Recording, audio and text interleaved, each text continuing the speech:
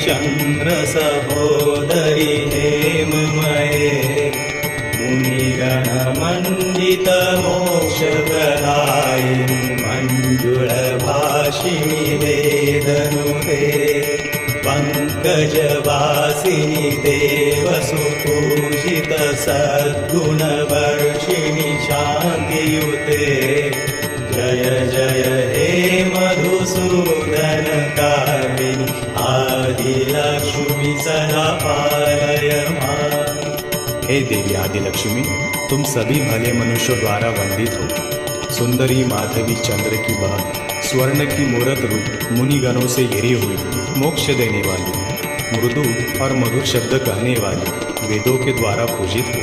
हे देवी, तुम कमल पुष्प में निवास करने वाली और सभी देवताओं द्वारा पूजित हो। शांति से परिपूर्ण और मधुसूदन की प्रिय देवी आदिलक्ष्मी, तुम्हारी जय।